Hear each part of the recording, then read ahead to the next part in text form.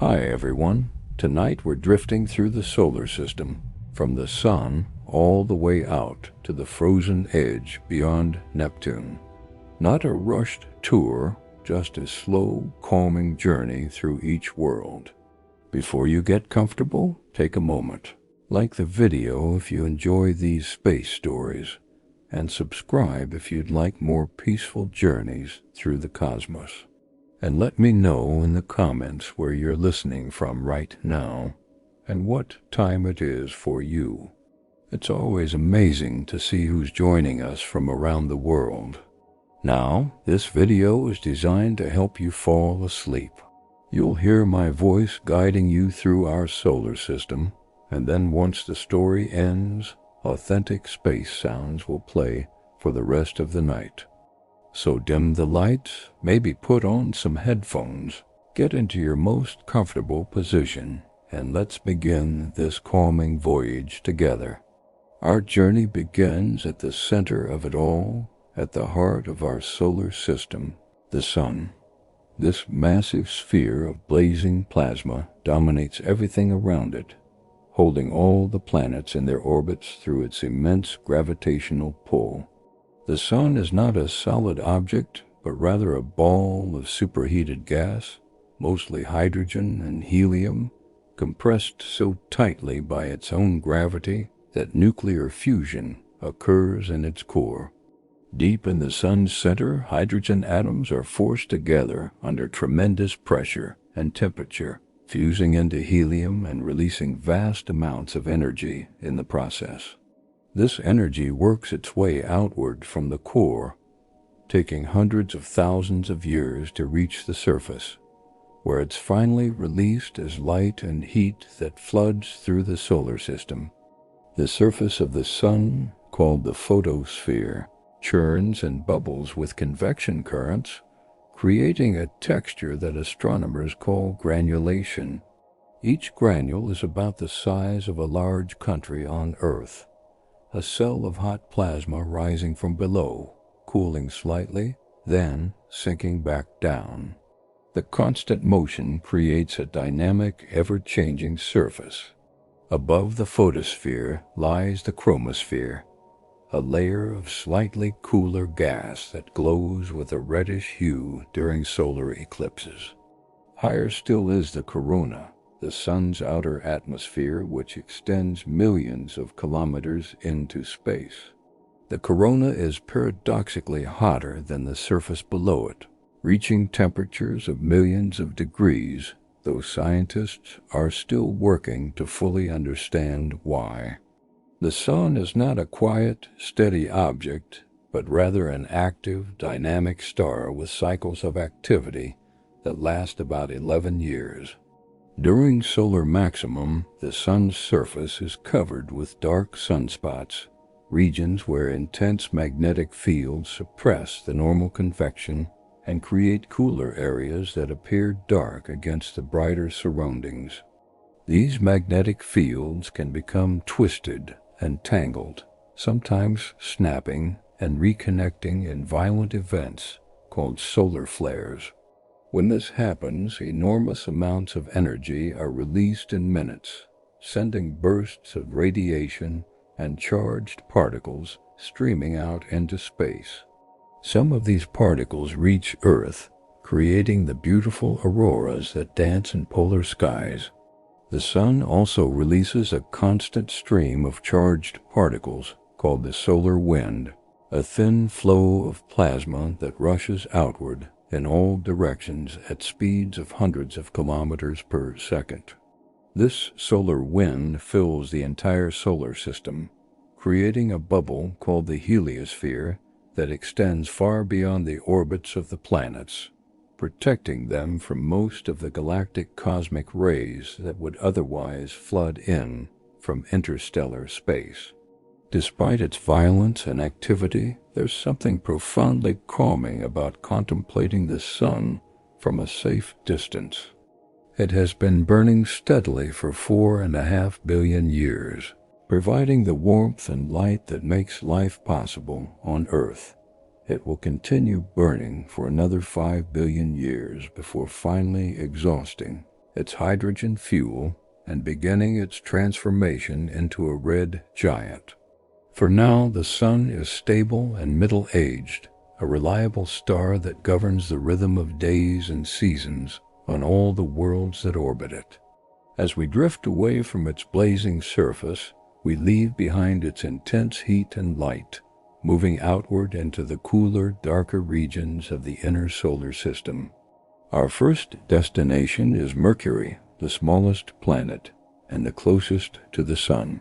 This little world races around the Sun in just 88 Earth days, moving faster than any other planet, which is why it was named after the swift Roman messenger, God.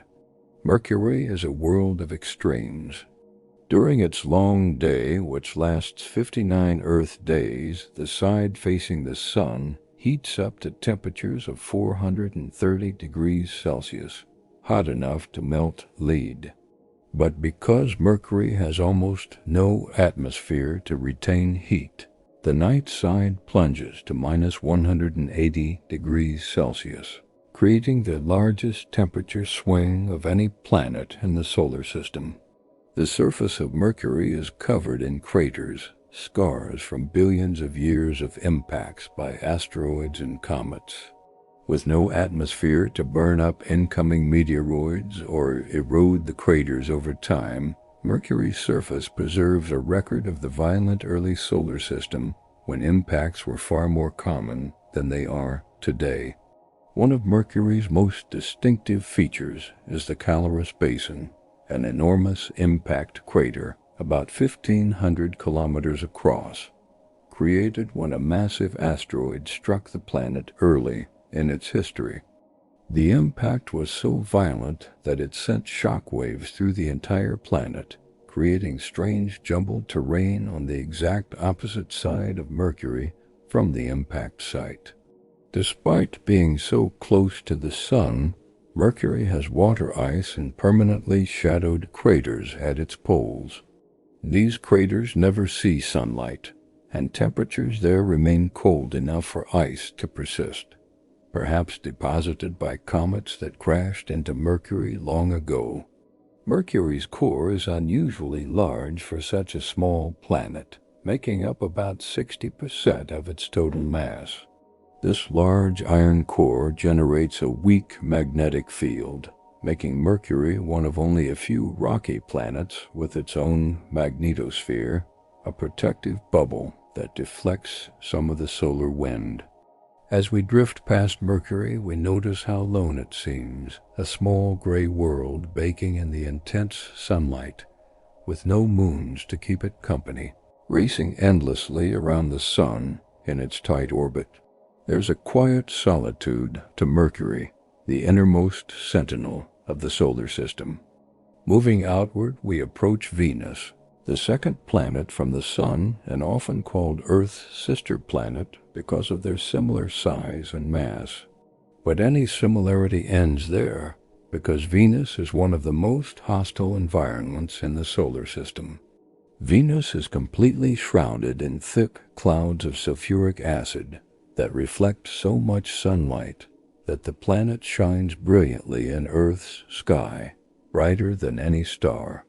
These clouds are so dense that no telescope from Earth can see through them to the surface below.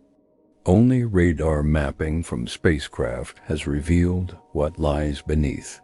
The atmosphere of Venus is extremely thick, creating a surface pressure 90 times greater than Earth's, equivalent to being a kilometer underwater in Earth's oceans.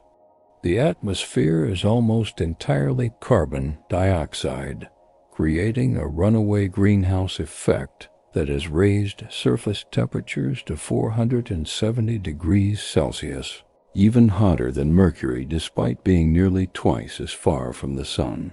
The clouds of Venus circled the planet in just 4 days, driven by fierce winds in the upper atmosphere that race at speeds of up to 350 kilometers per hour. Yet near the surface the air barely moves, creating an eerie, still environment beneath the racing clouds above. Lightning flickers constantly in Venus's atmosphere, thousands of times more frequently than on Earth, caused by the churning clouds and volcanic activity below. The landscape of Venus is dominated by vast volcanic plains, evidence of a geologically active past and possibly even present volcanic activity. Venus rotates extremely slowly on its axis, taking 243 Earth days to complete one rotation. Even more strangely, it rotates backward compared to most other planets, meaning the sun rises in the west and sets in the east on Venus. A single day on Venus, from sunrise to sunrise, actually lasts longer than a Venusian year. Despite its hellish conditions, there's something hauntingly beautiful about Venus when viewed from space. The pearly white clouds swirl in patterns, and the planet glows with reflected sunlight, looking peaceful and serene from a distance, even though its surface is anything but. As we leave Venus behind, we drift toward the third planet, the one we call home, Earth. From space, Earth appears as a blue marble, 2/3 covered in ocean water, with white clouds swirling in the atmosphere and brown continents marked by green forests and tan deserts. Earth is the only planet we know of that harbors life, a consequence of its perfect distance from the sun, its protective atmosphere, its magnetic field, and the presence of liquid water on its surface. The temperature here is just right, neither too hot nor too cold, in what astronomers call the habitable zone. Earth's atmosphere is unique in the solar system, composed of 78% nitrogen and 21% oxygen, with trace amounts of other gases including water vapor and carbon dioxide. This oxygen-rich atmosphere is maintained by photosynthetic life, particularly the phytoplankton in the oceans and the plants on land, which constantly replenish the oxygen that other organisms breathe. The presence of an atmosphere creates weather patterns that distribute heat and moisture around the planet, creating diverse climate zones from the frozen poles to the tropical equator. Clouds form and dissolve, storms build and dissipate, and the atmosphere creates the beautiful blue color of the daytime sky through a process called Rayleigh scattering. Earth's surface is geologically active, with tectonic plates constantly shifting, creating mountains, earthquakes, and volcanic eruptions. This geological activity recycles carbon and other elements, maintaining a stable climate over long timescales and creating the diverse landscapes we see today. But Earth is not alone. Orbiting our planet at a distance of about 380,000 kilometers is the Moon, our only natural satellite and a constant companion that has influenced Earth's evolution in profound ways. The Moon is Earth's faithful companion, locked in synchronous rotation so that the same side always faces Earth. From our planet, we only ever see one hemisphere of the Moon, while the far side remains hidden from view, though not truly dark, as it receives just as much sunlight as the near side. The Moon's surface is a study in contrasts. The bright highlands are ancient, heavily cratered terrain that dates back over 4 billion years, scarred by countless impacts during the solar system's violent youth. The darker regions, called maria or seas, are actually ancient lava flows that filled in large impact basins billions of years ago when the Moon was still geologically active. The largest of these maria is the Ocean of Storms, a vast plain of solidified lava that stretches for thousands of kilometers. Near it lies the Sea of Tranquility, where humans first set foot on another world in 1969. leaving footprints that will remain undisturbed for millions of years in the airless environment. The moon has no atmosphere, no weather, no erosion, beyond the slow accumulation of micrometeorite impacts and the effects of temperature changes between the 2-week day and 2-week night. Surface temperatures swing from 120 degrees Celsius in sunlight to minus 170 degrees in shadow.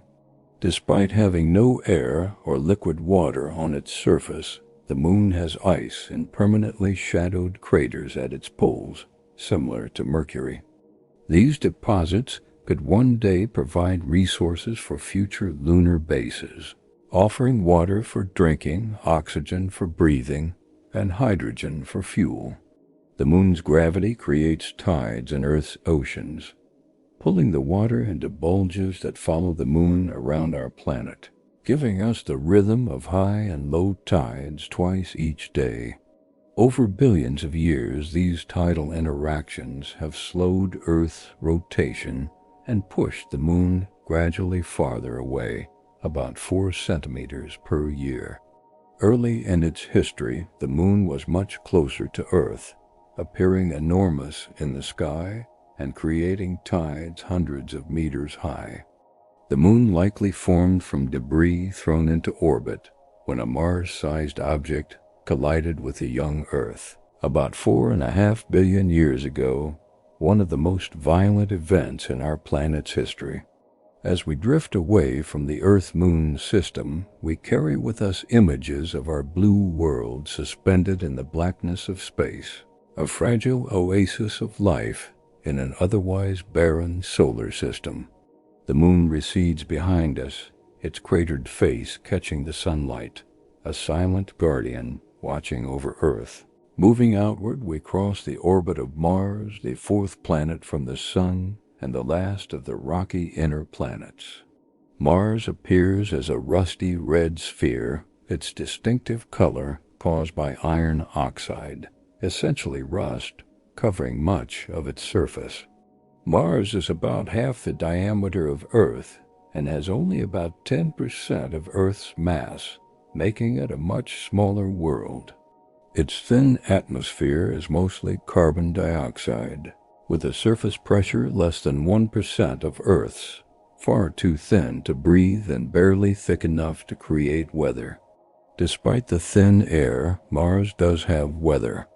Dust devils swirl across the plains. Dust storms can grow to engulf the entire planet for months at a time, and clouds of water ice and carbon dioxide form in the atmosphere.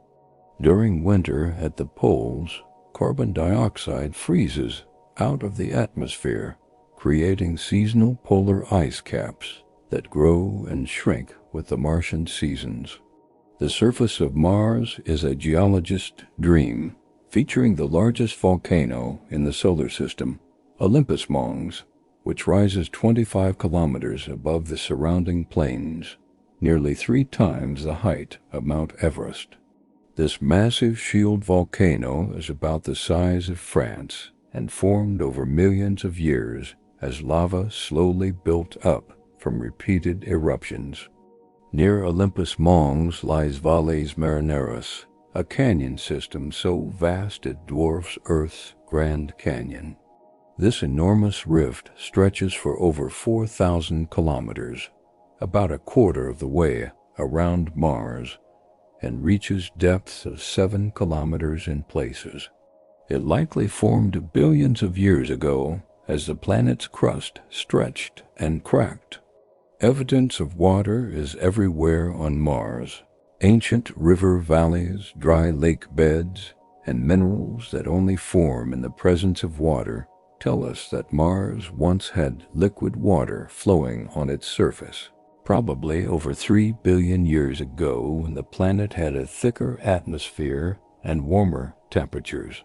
Today, water exists on Mars mostly as ice, locked in the polar caps and buried in permafrost below the surface. Recent observations suggest that very salty liquid water might occasionally flow on steep slopes during warm seasons. though this remains controversial and is still being investigated. Two small moons orbit Mars, Phobos and Deimos, named after the horses that pulled the chariot of the Roman god of war. These moons are probably captured asteroids, irregular chunks of rock just a few kilometers across. Phobos orbits so close to Mars that it will eventually be torn apart by tidal forces, creating a ring system around the red planet millions of years from now. As we leave Mars behind, we drift into the vast space between the inner rocky planets and the outer gas giants. This region is occupied by the asteroid belt, a band of countless rocky objects orbiting the Sun. Despite its dramatic portrayal in science fiction, the asteroid belt is mostly empty space, with asteroids separated by millions of kilometers on average. The asteroids range in size from Ceres, the largest at nearly 1,000 kilometers in diameter and massive enough to be rounded by its own gravity and classified as a dwarf planet, down to boulder-sized chunks and smaller particles. Most asteroids are irregular, tumbling chunks of rock and metal, remnants from the early solar system that never came together to form a planet. The asteroids orbit between Mars and Jupiter, prevented from forming a planet by Jupiter's powerful gravity, which stirs them up and sends them crashing into each other, creating smaller fragments. Occasionally, collisions or gravitational perturbations send asteroids into orbits that cross Earth's path, and some of these eventually strike our planet as meteorites. Studying asteroids gives us insights into the early solar system because these objects preserve material from that era relatively unchanged. Some asteroids are rocky, some are metallic iron and nickel, and some are carbonaceous, rich in organic compounds and water. This diversity reflects the varying conditions in different parts of the early solar system. As we drift through the asteroid belt, we might pass close to one of these ancient rocks, perhaps Vesta, with its enormous impact crater and colorful surface, or Psyche, believed to be the exposed metallic core of a small planet that was shattered in a collision long ago. Each asteroid has its own story, its own history written in craters and composition. Beyond the asteroid belt, we enter the realm of the giant planets, and the first we encounter is Jupiter, the king of planets, the largest world in our solar system. Jupiter is so massive that it contains more than twice the mass of all the other planets combined. It's so large that over 1,300 Earths could fit inside it. Jupiter is a gas giant with no solid surface to stand on. The planet is mostly hydrogen and helium, the same elements that make up the Sun, compressed by gravity into layers of increasing density. The outer atmosphere gradually transitions to liquid hydrogen deeper down, and at the very center, under tremendous pressure, there may be a core of rock and ice several times Earth's mass. The most striking feature of Jupiter is the Great Red Spot, a massive storm system that has been raging for at least 300 years and possibly much longer. This storm is larger than Earth, with winds reaching speeds of hundreds of kilometers per hour at its edges, swirling in a counterclockwise direction in Jupiter's southern hemisphere. Jupiter's atmosphere is banded with alternating light and dark cloud layers that run parallel to the equator. These bands are created by powerful jet streams that circle the planet at different latitudes, driven by Jupiter's rapid rotation. Despite its enormous size, Jupiter spins faster than any other planet, completing one rotation in just under 10 hours.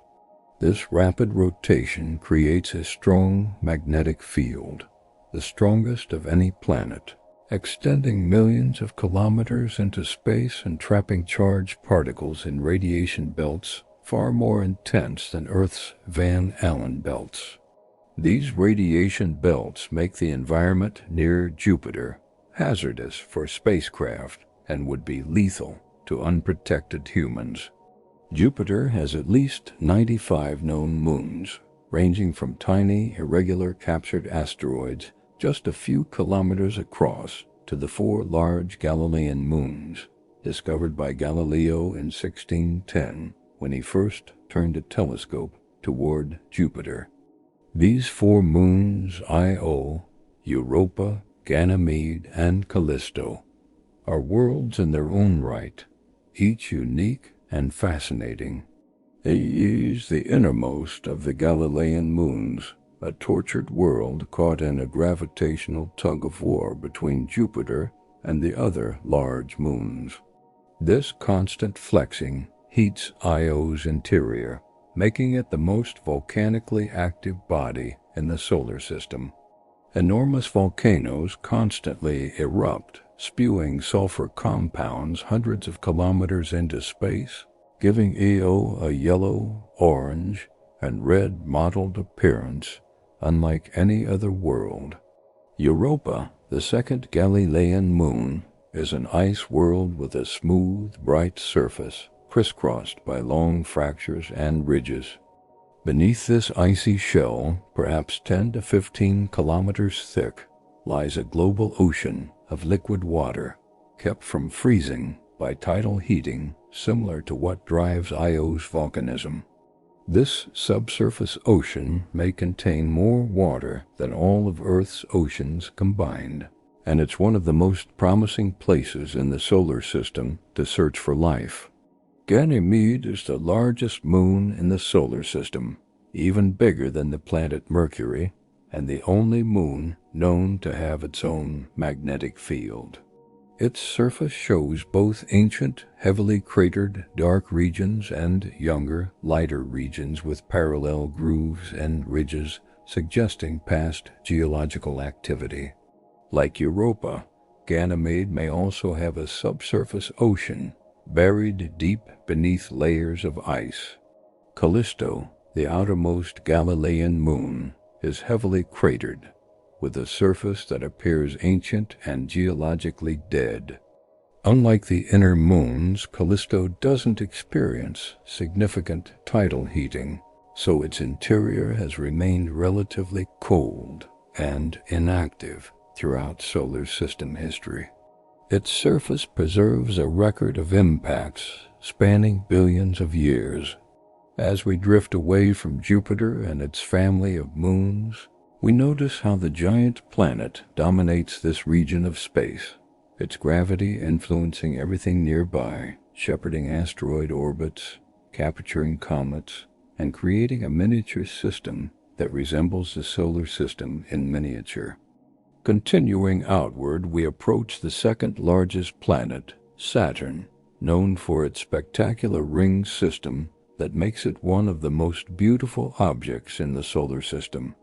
Like Jupiter, Saturn is a gas giant composed mostly of hydrogen and helium, but it's less massive and less dense.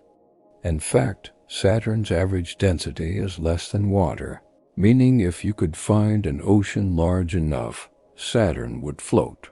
Saturn's atmosphere shows banding similar to Jupiter's, though more subtle and muted in color, appearing mostly cream and pale yellow. Occasionally, massive storms erupt in Saturn's atmosphere, creating bright white spots that can grow to encircle the entire planet before fading away over weeks or months. The most famous feature is the hexagonal jet stream at Saturn's North Pole, a six-sided pattern of clouds that has persisted for decades. This bizarre geometric shape, with sides about 13,000 kilometers long, is created by atmospheric dynamics that scientists are still working to fully understand.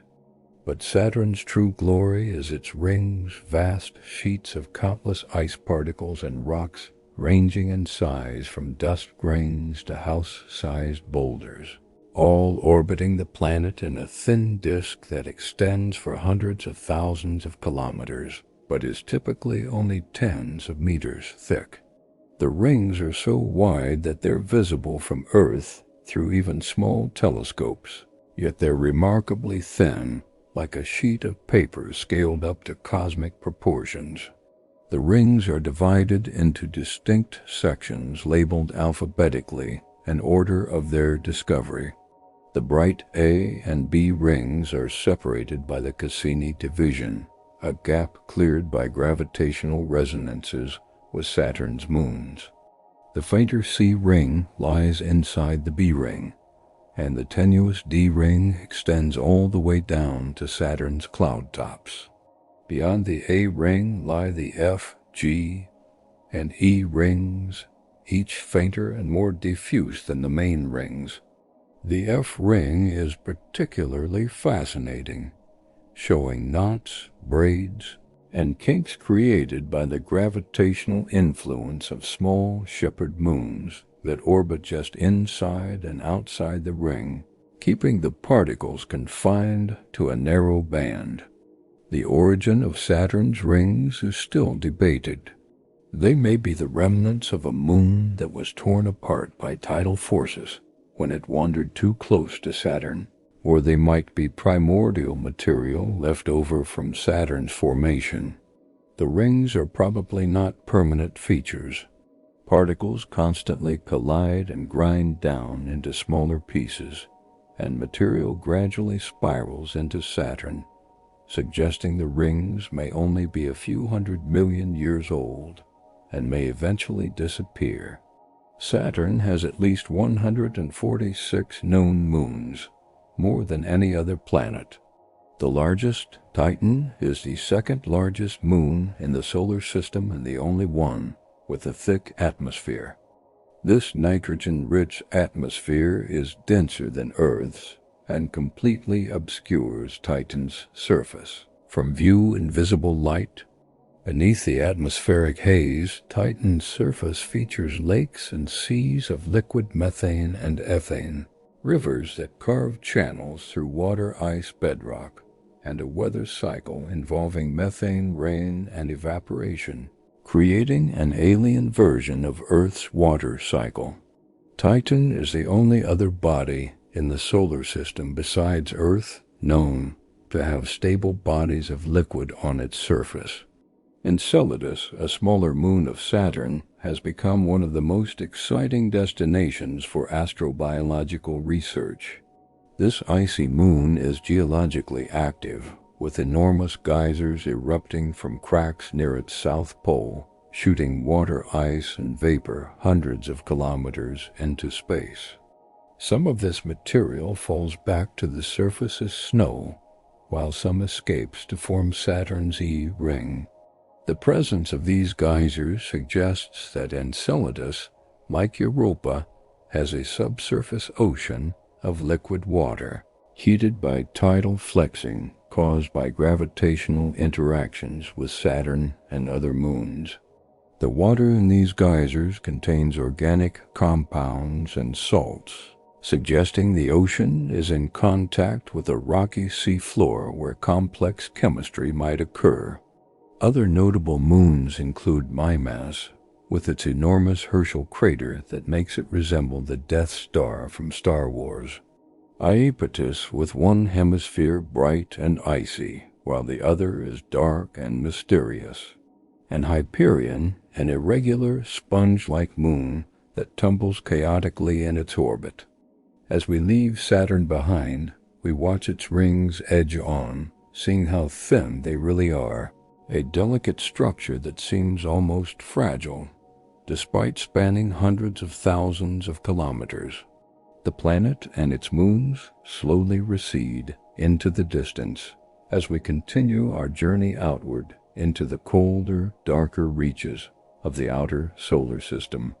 The next planet we encounter is Uranus, the third largest planet and the first to be discovered in modern times, found by William Herschel in 1781. Uranus is an ice giant rather than a gas giant, meaning while it's still mostly hydrogen and helium, it also contains a significant amount of water, methane, and ammonia ices in its interior. Uranus appears as a pale blue-green sphere, colored by methane in its upper atmosphere that absorbs red light and reflects blue and green wavelengths. The planet has a remarkably bland appearance compared to Jupiter and Saturn, with few visible cloud features, though occasional storms and bands can be detected with careful observation. The most unusual feature of Uranus is its extreme axial tilt. While most planets spin roughly upright relative to their orbital plane, Uranus is tilted 98 degrees, essentially rolling on its side as it orbits the Sun.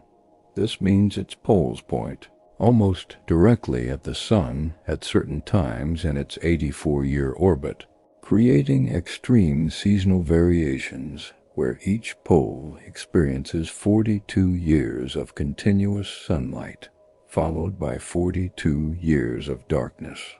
No one knows for certain what caused this extreme tilt, but the leading theory is that Uranus suffered one or more massive collisions with Earth-sized objects early in its history, knocking it over onto its side. Despite this, the planet's rotation is still considered prograde, though barely, and its rings and moons orbit in the planet's equatorial plane, tilted along with it. Yes, Uranus has rings, though they're much fainter and darker than Saturn's. Discovered in 1977, these rings are composed of dark particles, possibly radiation-darkened ice or carbon-rich material. There are 13 known rings, most of them narrow and sharply defined, shepherded by small moons.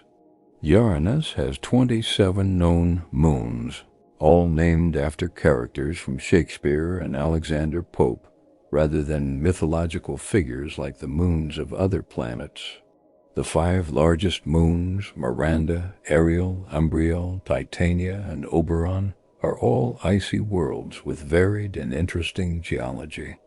Miranda is particularly fascinating, showing a jumbled surface with normal cratered terrain, adjacent to bizarre regions of parallel ridges and grooves, suggesting the moon was perhaps shattered and reassembled multiple times in the distant past, or underwent extreme geological activity that created its strange surface features.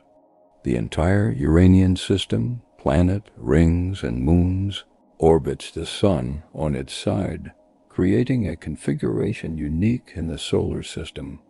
As we drift past Uranus, we marvel at this strange, tilted world, wondering what violent events in the distant past created such an unusual orientation. Moving farther from the Sun, deeper into the cold outer reaches of the solar system, we approach Neptune, the 8th and outermost planet. Discovered in 1846 through mathematical predictions before being observed directly. Neptune is slightly smaller than Uranus, but more massive, making it denser, and like Uranus, it's classified as an ice giant. Neptune appears as a beautiful deep blue sphere, more richly colored than Uranus due to slightly different atmospheric composition and dynamics.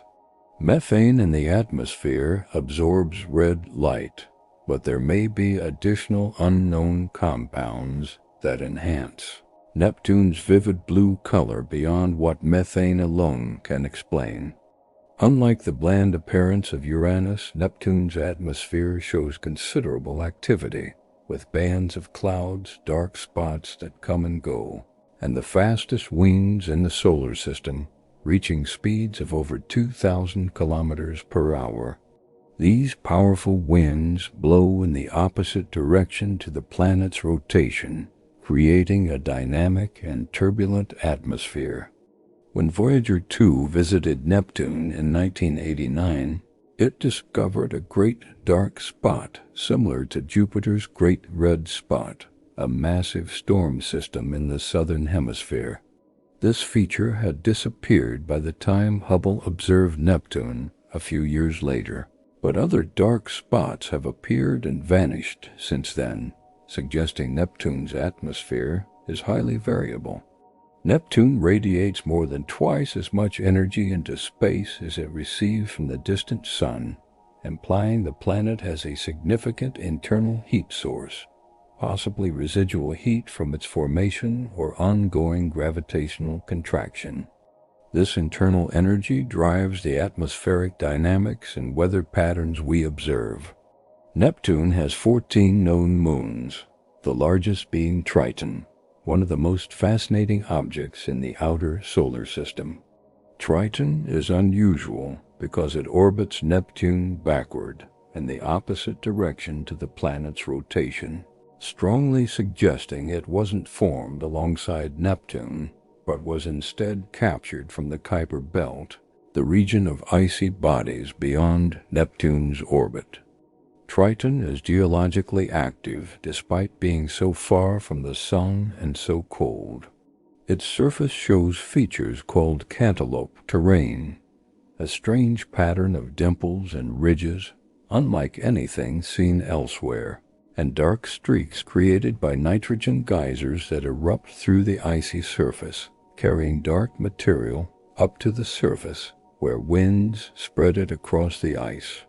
The surface temperature on Triton is about 38 Kelvin, minus 235 degrees Celsius, making it one of the coldest surfaces in the solar system. The thin atmosphere is mostly nitrogen, constantly freezing out and condensing on the surface during winter, then sublimating back into gas during summer. Triton's retrograde orbit means it's slowly spiraling toward Neptune, doomed to eventually be torn apart by tidal forces, probably in about 3 to 4 billion years. When this happens, the debris will form a spectacular ring system around Neptune, far more impressive than the faint rings the planet currently possesses. The other moons of Neptune are much smaller, including Nereid with its extremely elongated orbit, and Proteus, an irregular body large enough that it should be spherical, but isn't, perhaps prevented from rounding by its composition or rotation. As we drift past Neptune, we look back toward the inner solar system and see the Sun as just a bright star, providing little warmth at this distance. Neptune's orbit marks the traditional edge of the planetary system, but the solar system extends much farther into space. Beyond Neptune lies the Kuiper Belt, a vast region of icy bodies extending from about 30 astronomical units from the Sun, where Neptune orbits, to roughly 50 astronomical units. An astronomical unit is the distance from Earth to the Sun, about 150 million kilometers, so the Kuiper Belt stretches for billions of kilometers. The Kuiper Belt is home to perhaps hundreds of thousands of objects larger than 100 kilometers across, and trillions of smaller icy bodies. These are remnants from the solar system's formation, primitive objects that never came together to form planets, preserved in deep freeze for over 4 billion years.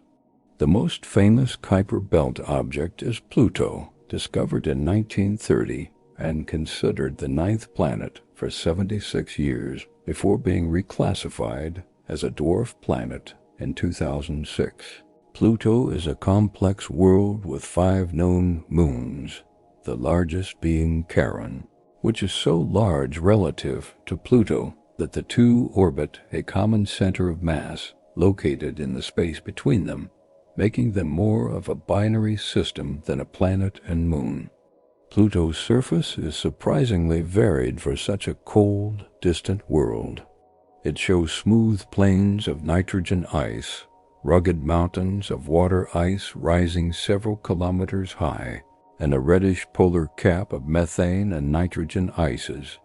A large heart-shaped region, informally named Tombaugh Regio after Pluto's discoverer, dominates one hemisphere, part of it a smooth plain thought to be less than 10 million years old. suggesting recent or possibly ongoing geological activity. Other notable Kuiper Belt objects include Eris, which is slightly smaller than Pluto but more massive, and whose discovery helped trigger the debate about what constitutes a planet. Makemake, with its reddish surface rich in methane ice. Haumea, an elongated egg-shaped dwarf planet spinning rapidly with 2 small moons and a ring system. And Quaoa, Orcus, and many others, each a world worth exploring. As we drift through the Kuiper Belt, we pass countless smaller objects, icy bodies that occasionally get perturbed into orbits that bring them closer to the Sun, where they become comets. The Kuiper Belt is the source of short-period comets, those with orbital periods of less than 200 years that periodically visit the inner solar system.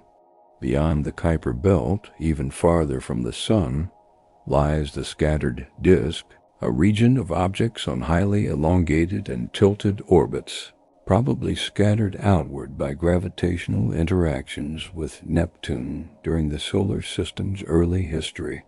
These objects can have orbits that take them far beyond the Kuiper Belt at their farthest point, then swoop in relatively close at their nearest approach. Farther still, at the very edge of the Sun's gravitational influence, lies the hypothetical Oort Cloud, a vast spherical shell of icy bodies surrounding the solar system at distances from 2,000 to 100,000 astronomical units from the Sun. No Oort Cloud object has been directly observed because they're too small and too far away. But the existence of long-period comets, those with orbital periods of thousands or millions of years, suggests there must be a reservoir of icy bodies in the outer solar system. The Oort Cloud is thought to contain trillions of objects, remnants from the solar system's formation that were ejected to these distant orbits by gravitational encounters with the giant planets. Occasionally, a passing star or the gravitational influence of the galaxy perturbs an Oort Cloud object's orbit, sending it falling toward the inner solar system, where it becomes a long-period comet, a visitor from the depths of space. The outer edge of the Oort Cloud, perhaps 100,000 astronomical units from the Sun, about 2 light-years distant, marks the true edge of the solar system. Beyond this, the Sun's gravity becomes too weak to hold objects in orbit, and interstellar space begins. As we reach these outermost regions, we reflect on the journey we've taken. We started at the blazing surface of the Sun, moved past the rocky inner planets baked by solar radiation, crossed the asteroid belt, visited the giant planets with their complex moon systems and dynamic atmospheres, passed through the ice fields of the Kuiper Belt, and now find ourselves at the boundary between the solar system and the vast gulf of interstellar space. The solar system is our cosmic home, a collection of worlds bound together by gravity and the light of our star. Each planet, each moon, each asteroid and comet has its own story, its own unique features and characteristics. Some worlds are geologically active, others are ancient and dead. Some have atmospheres, others are airless. Some might harbor life, hidden in subsurface oceans or exotic surface conditions. Throughout our journey, we've seen the incredible diversity of worlds that exist even in this one small corner of the galaxy. We've witnessed the beauty of Saturn's rings, the violence of Io's volcanoes, the mystery of Europa's ocean, the strange tilt of Uranus, the fierce storms of Jupiter and Neptune. We've contemplated the possibility of life in the subsurface oceans of icy moons, and reflected on how Earth is unique among these worlds as the only one we know with life on its surface. The solar system is vast by human standards, taking light over 5 hours to travel from the Sun to Pluto. Spacecraft require years to reach the outer planets, and even our fastest probes have barely begun to leave the solar system after decades of travel.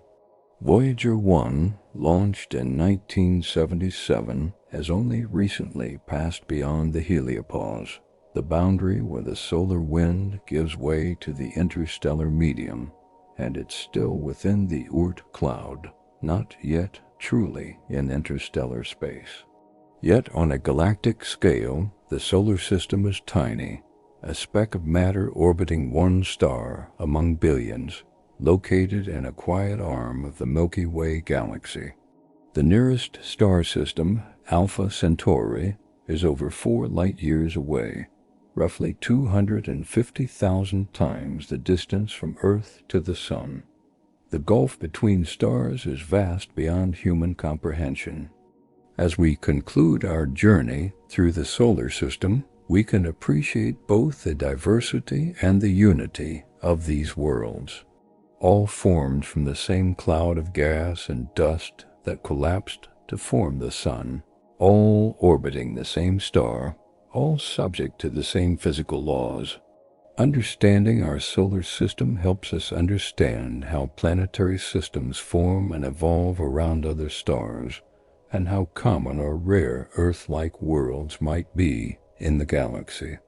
The solar system is a reminder of our place in the cosmos, our connection to the universe around us. We are made of the same atoms that make up the planets, moons, and sun. The calcium in our bones, the iron in our blood, the oxygen we breathe, all were created in stars that existed before the sun, scattered into space by supernovae, incorporated into the cloud that formed our solar system. We are quite literally made of star-stuffed children of the cosmos. Rest now, knowing that you've journeyed through all the major worlds of our solar system, from the inner rocky planets to the outer ice giants and beyond. Let the peace of these distant worlds, orbiting silently in the darkness, guide you into deep, restful sleep. The solar system continues its eternal dance around the sun, planets tracing their elliptical paths, moons orbiting planets, asteroids tumbling through the void, all moving according to the patient laws of gravity and motion. Sleep soundly and rest among the planets. Let us drift back through the solar system once more, this time pausing to contemplate the deeper mysteries and quieter beauties of each world we visit. There is so much more to discover, so many details we haven't yet explored, so many fascinating aspects of each planet and moon that deserve our attention as we relax into sleep. Returning to the sun, we can appreciate that this star is not eternal, but has a life cycle like all stars. It was born 4.5 billion years ago from the collapse of a molecular cloud, a vast region of gas and dust in interstellar space. Something, perhaps a nearby supernova explosion, triggered the collapse of this cloud, and gravity took over, pulling material inward. As the cloud collapsed, it began to spin faster, just as an ice skater spins faster when pulling in their arms. Most of the mass collected at the center, becoming increasingly compressed and hot, while the remaining material formed a disk around the protosun. Within this disk, planets would eventually form through the gradual accumulation of dust into pebbles, pebbles into rocks, rocks into asteroids, and asteroids into planets. When the temperature and pressure at the center of the protosun reached critical values, hydrogen fusion ignited, and the sun was born, entering the main sequence phase where it will remain for about 10 billion years total, spending its middle age steadily converting hydrogen to helium. The sun is currently about halfway through this phase, a stable middle-aged star that will continue shining steadily for billions of years more. Eventually, about 5 billion years from now, the sun will exhaust the hydrogen in its core. Unable to maintain the fusion reactions that support it against gravity, the core will contract and heat up while the outer layers expand enormously. The Sun will become a red giant, growing so large that it will likely swallow Mercury and Venus, and possibly even Earth. During this red giant phase, the Sun will fuse helium into carbon and oxygen in its core. But it's not massive enough to fuse these heavier elements further. Eventually, the Sun will shed its outer layers in a series of gentle puffs, creating a beautiful planetary nebula, while the core contracts into a white dwarf, a dense object about the size of Earth, but containing about half the Sun's current mass. This white dwarf will slowly cool over trillions of years, eventually becoming a cold, dark black dwarf, though the universe is not yet old enough for any black dwarfs to exist. But this fate lies far in the future. For now, the Sun shines steadily, providing the energy that makes life possible on Earth and shapes the environments of all the solar system's worlds. Mercury, too, has secrets we haven't fully explored. Despite being small and apparently simple, Mercury's interior structure is unusual and not completely understood. The planet's large iron core, making up about 85% of the planet's radius, is partially molten, which is surprising for such a small world that should have cooled completely long ago. The presence of a molten core implies that Mercury has an internal heat source, perhaps radioactive decay of elements in the core, or perhaps tidal heating from the Sun's gravitational pull, though calculations suggest this shouldn't be enough to keep the core liquid. This remains a puzzle for planetary scientists to solve. Mercury's surface shows evidence of past volcanic activity, with smooth plains likely formed by ancient lava flows, though no active volcanism occurs today. The planet also shows strange features called hollows, irregular depressions with bright interiors that may be created by the loss of volatile materials from the surface, possibly driven by the intense solar radiation Mercury receives. The planet's orbit is also unusual.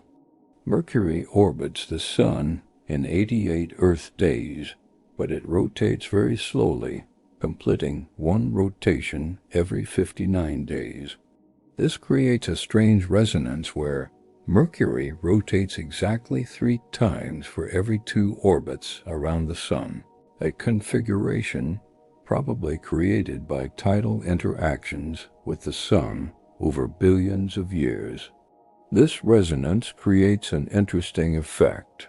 If you were standing on Mercury's surface at certain locations, you would see the Sun rise, then stop, reverse direction and set briefly where it rose, then rise again and continue across the sky in the normal direction, a double sunrise created by the interaction between Mercury's orbital and rotational motion. Venus presents many mysteries despite being similar in size to Earth.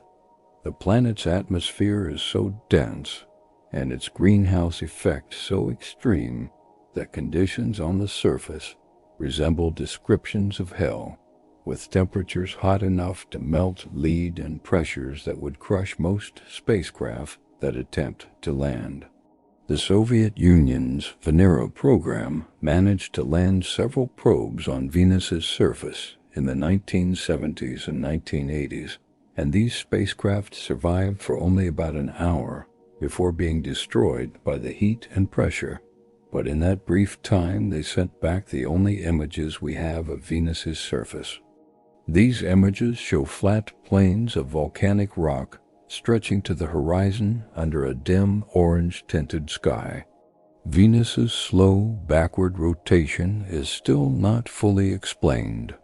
One theory suggests that Venus originally rotated in the normal direction but was flipped upside down by a massive impact or series of impacts early in its history. which would make its current rotation technically retrograde. Another theory involves atmospheric tides raised by the Sun on Venus's thick atmosphere, which might have gradually slowed and then reversed the planet's rotation over billions of years. The planet's surface is geologically young compared to its age, probably only about 500 million years old, suggesting that Venus underwent a global resurfacing event in the relatively recent past. This could have been caused by a massive volcanic episode that buried the old surface under lava, possibly triggered by a catastrophic overturn of Venus's mantle. Studying Venus helps us understand Earth better, particularly regarding climate change and the runaway greenhouse effect. Venus probably started with conditions similar to Earth, but being slightly closer to the Sun, it received more solar radiation. This caused more water to evaporate into the atmosphere, and since water vapor is a greenhouse gas, this trapped more heat, causing more evaporation, in a runaway feedback loop that eventually boiled the oceans and created the hellish conditions we see today. Earth's moon continues to reveal secrets as we study it more carefully.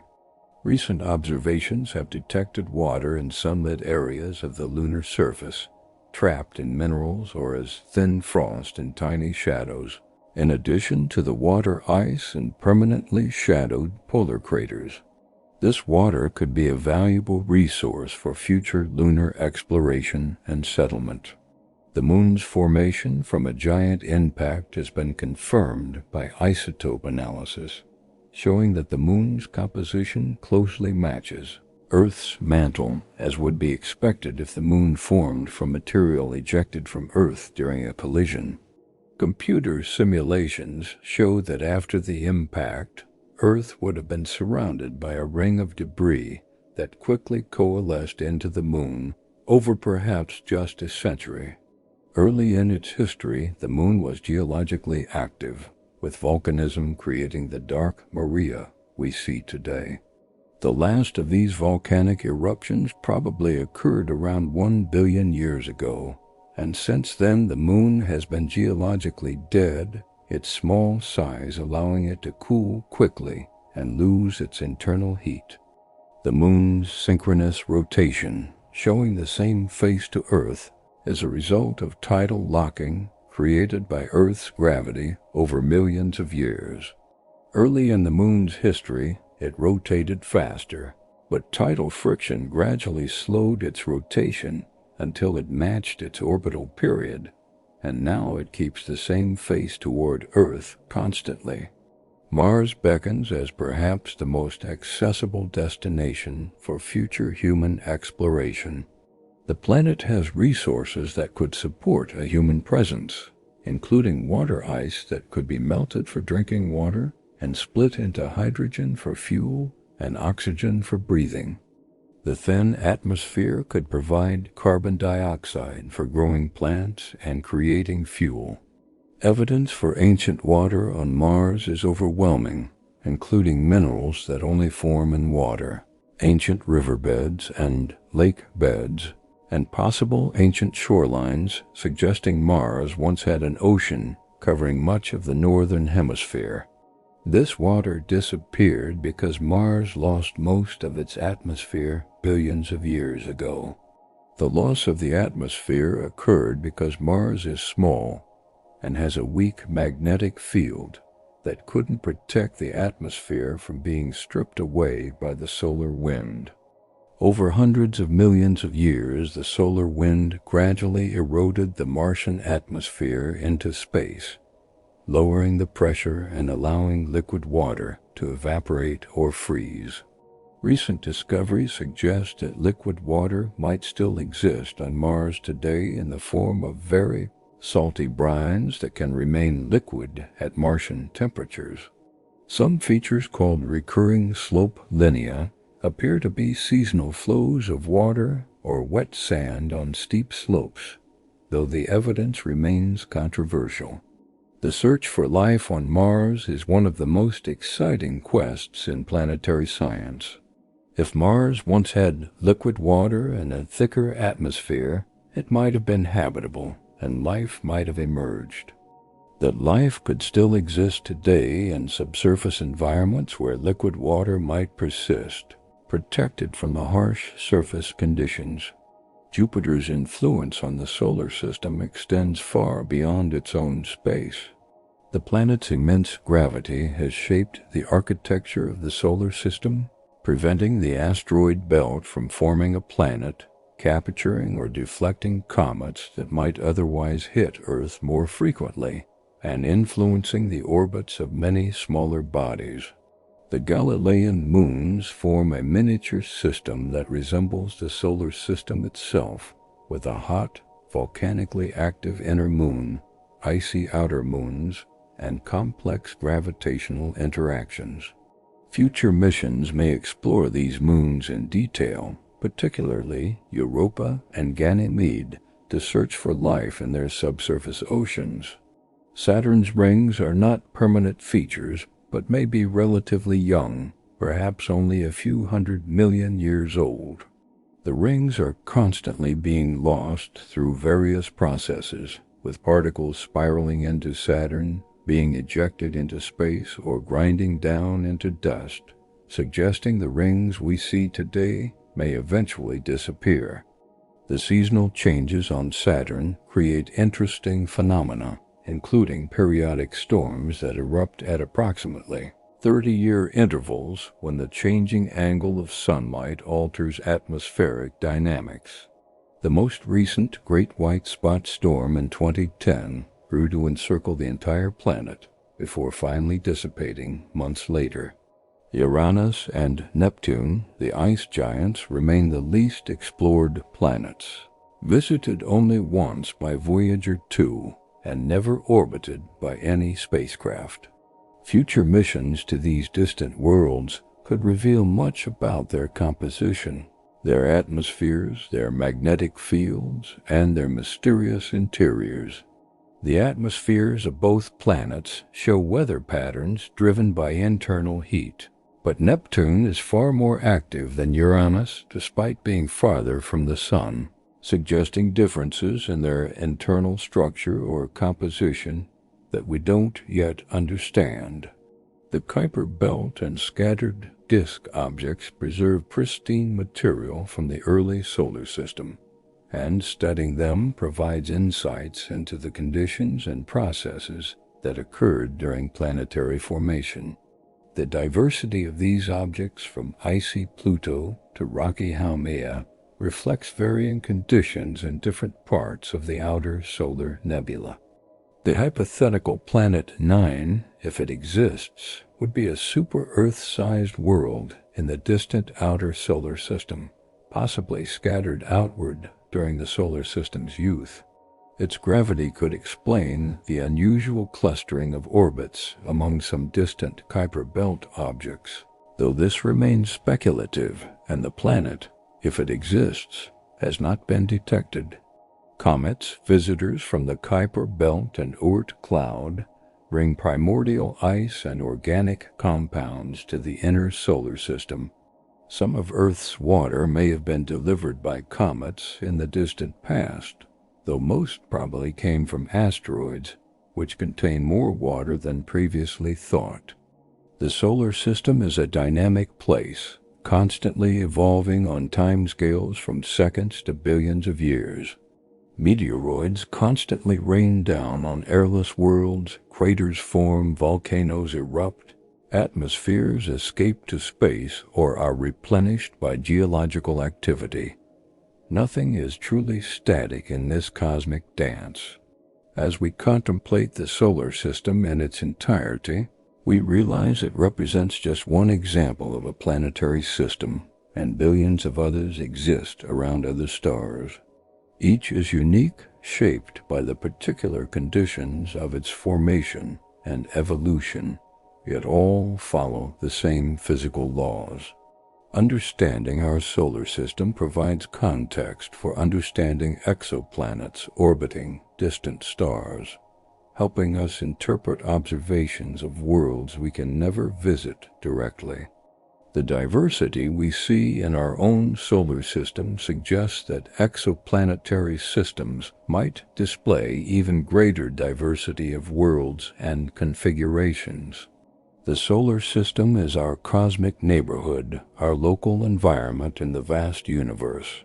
Learning about these worlds enriches our understanding of nature, physics, chemistry, and the processes that create the universe's complexity from simple initial conditions. Each world tells part of a larger story about how planetary systems form and evolve.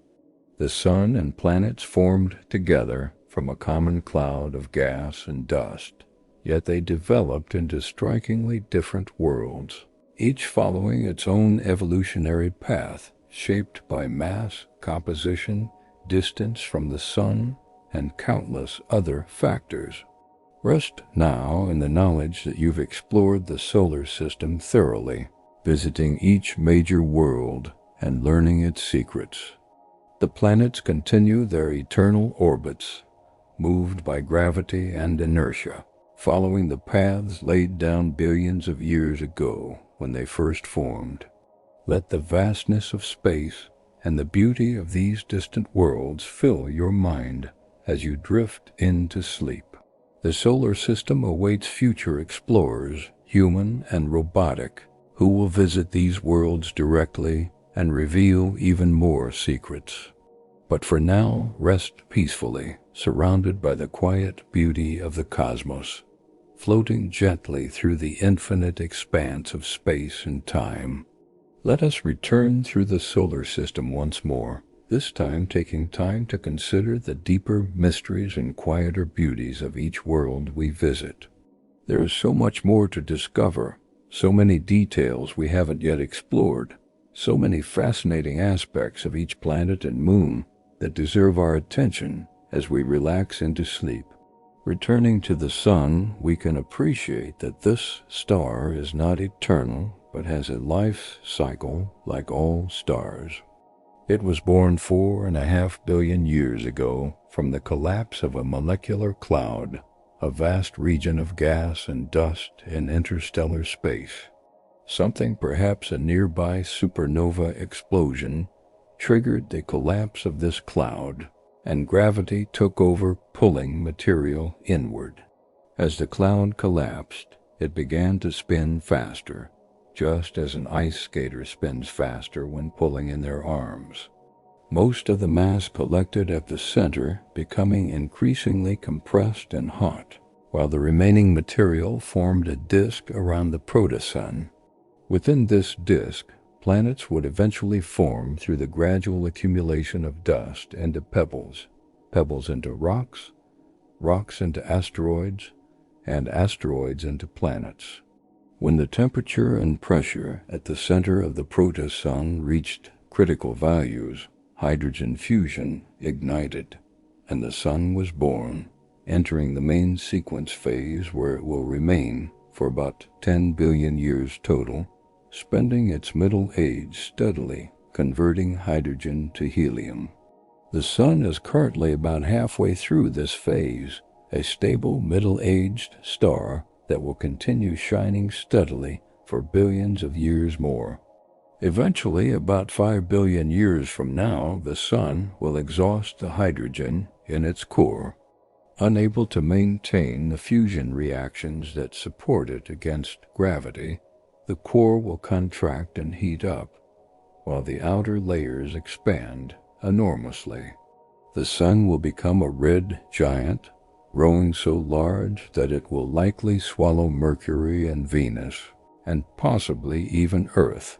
During this red giant phase, the sun will fuse helium into carbon and oxygen in its core, but it's not massive enough to fuse these heavier elements further.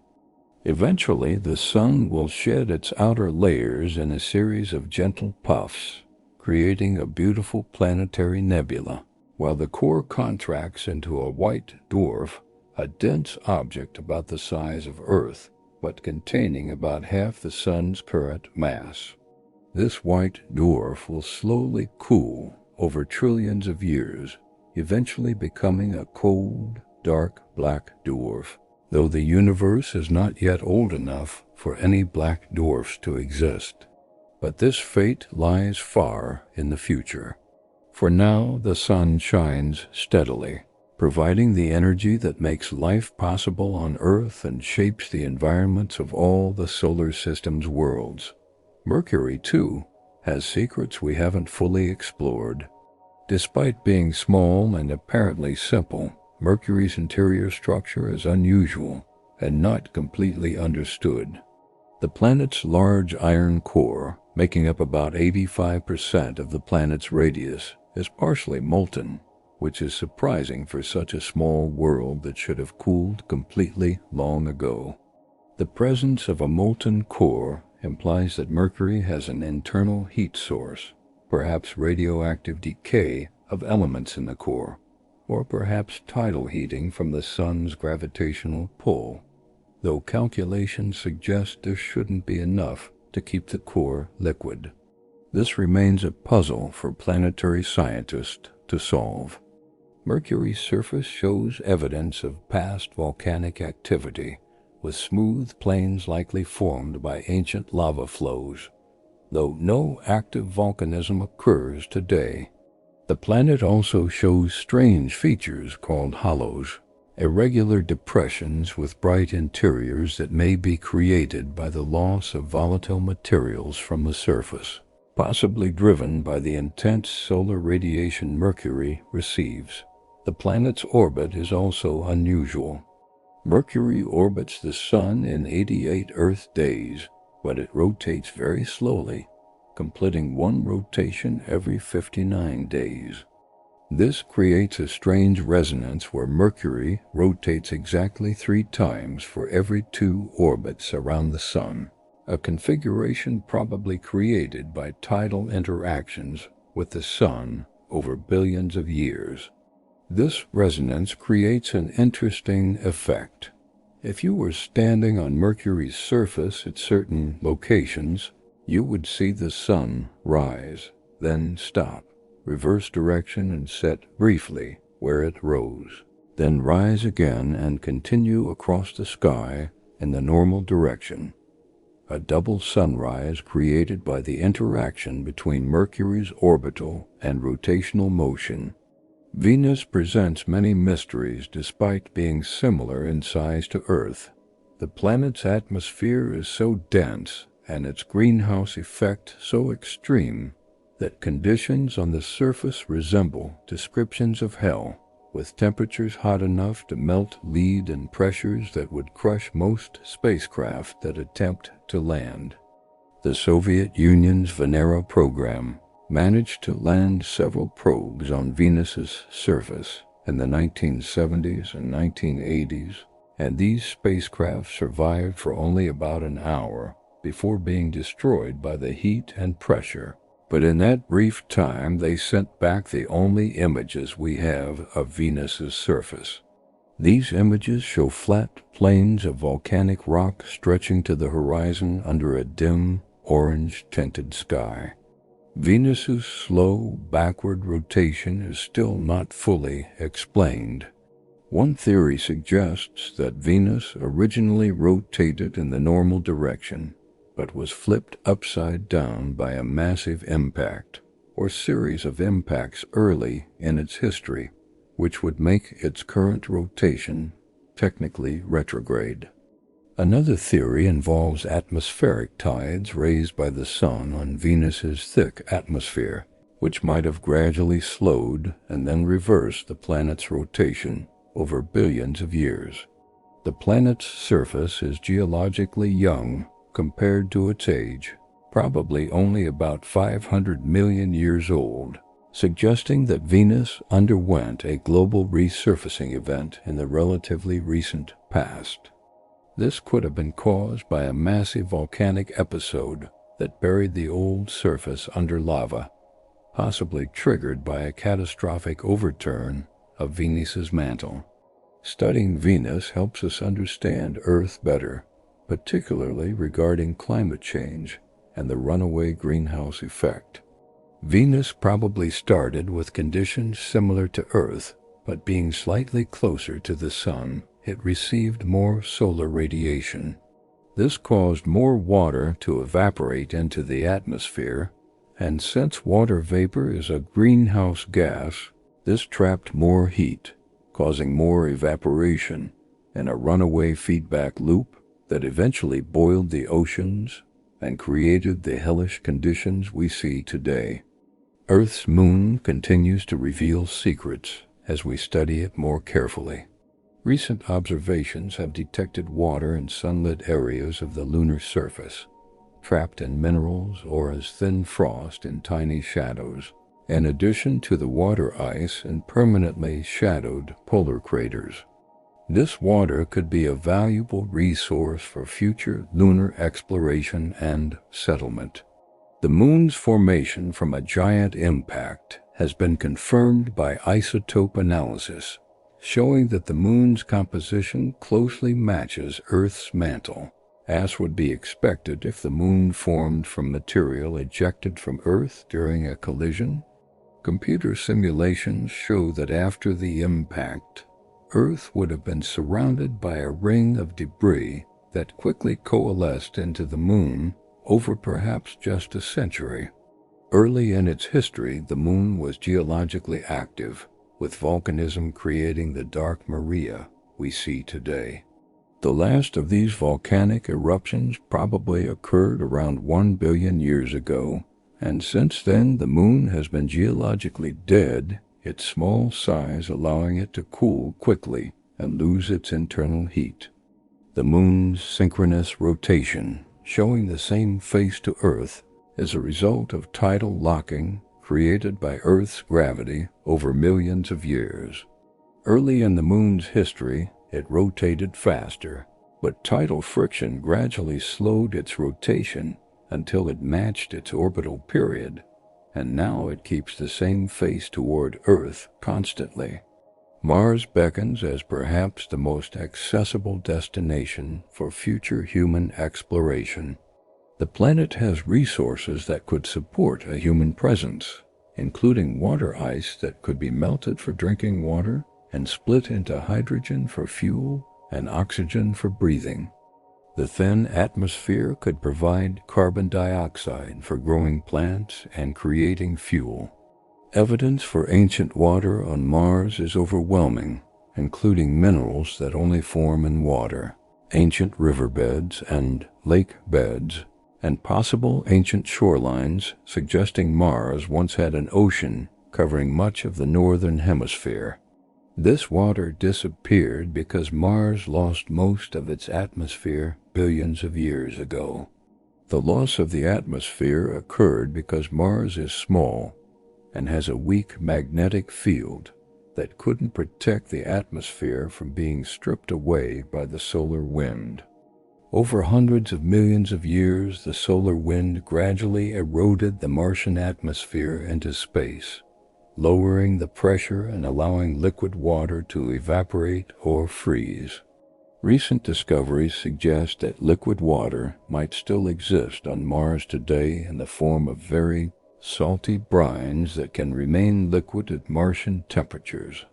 Some features called recurring slope linea appear to be seasonal flows of water or wet sand on steep slopes, though the evidence remains controversial.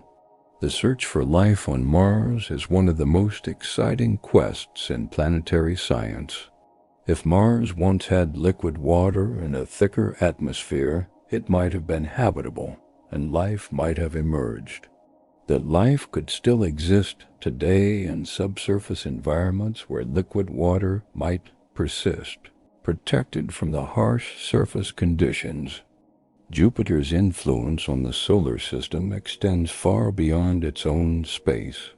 The planet's immense gravity has shaped the architecture of the solar system, preventing the asteroid belt from forming a planet, capturing or deflecting comets that might otherwise hit Earth more frequently, and influencing the orbits of many smaller bodies.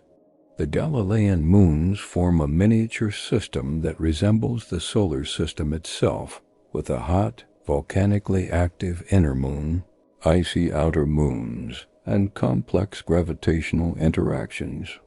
Future missions may explore these moons in detail, particularly Europa and Ganymede, to search for life in their subsurface oceans. Saturn's rings are not permanent features but may be relatively young, perhaps only a few 100 million years old. The rings are constantly being lost through various processes, with particles spiraling into Saturn being ejected into space or grinding down into dust, suggesting the rings we see today may eventually disappear. The seasonal changes on Saturn create interesting phenomena, including periodic storms that erupt at approximately 30-year intervals when the changing angle of sunlight alters atmospheric dynamics. The most recent Great White Spot Storm in 2010 grew to encircle the entire planet before finally dissipating months later. Uranus and Neptune, the ice giants, remain the least explored planets, visited only once by Voyager 2 and never orbited by any spacecraft. Future missions to these distant worlds could reveal much about their composition, their atmospheres, their magnetic fields, and their mysterious interiors. The atmospheres of both planets show weather patterns driven by internal heat, but Neptune is far more active than Uranus, despite being farther from the Sun, suggesting differences in their internal structure or composition that we don't yet understand. The Kuiper Belt and scattered disk objects preserve pristine material from the early solar system, and studying them provides insights into the conditions and processes that occurred during planetary formation. The diversity of these objects, from icy Pluto to rocky Haumea, reflects varying conditions in different parts of the outer solar nebula.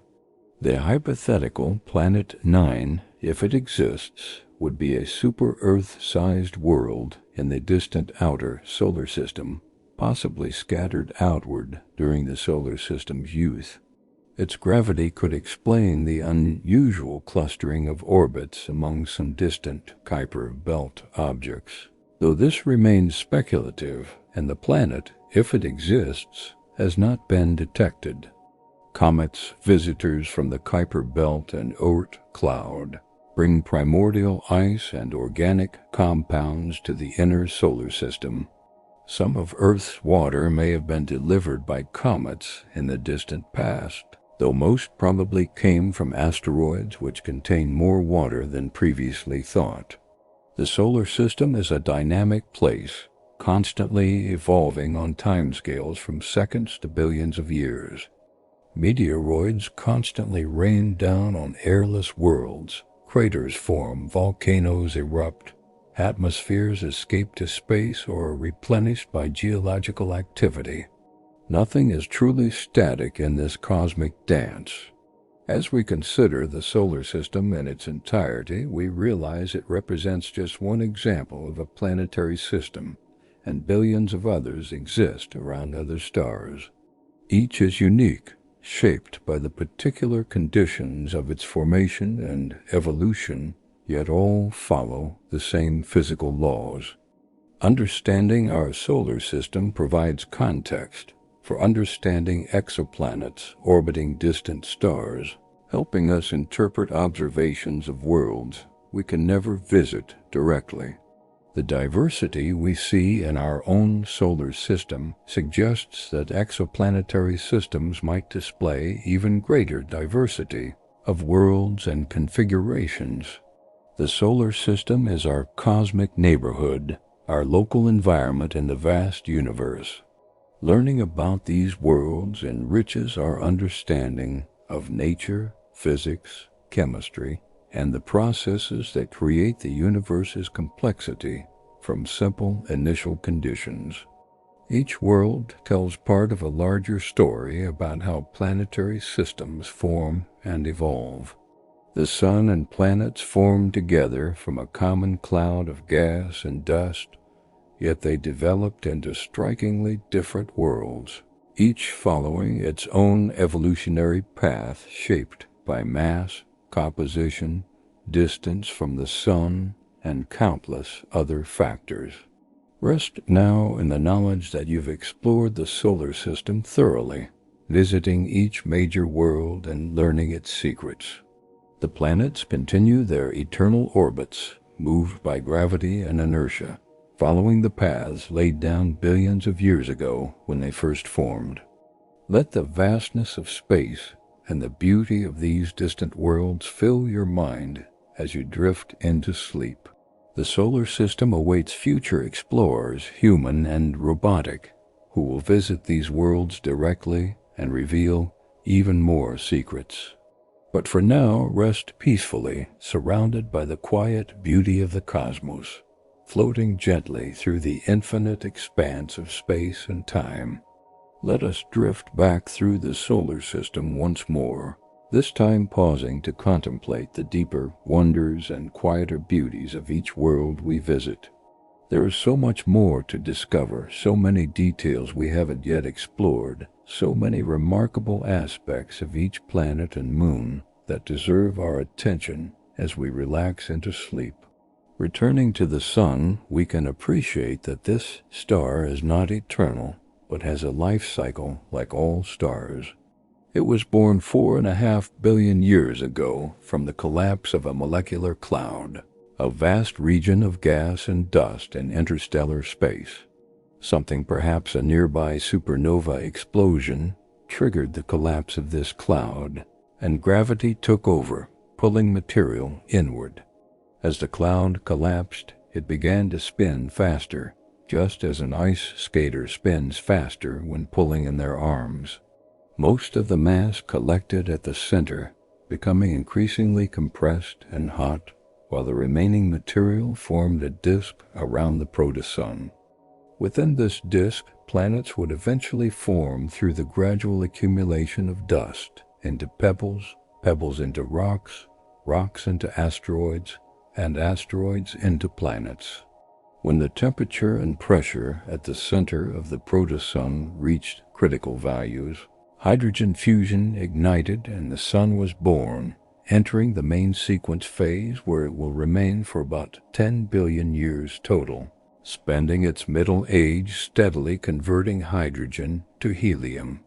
The sun is currently about halfway through this phase, a stable middle-aged star that will continue shining steadily for billions of years more. Eventually, about 5 billion years from now, the sun will exhaust the hydrogen in its core.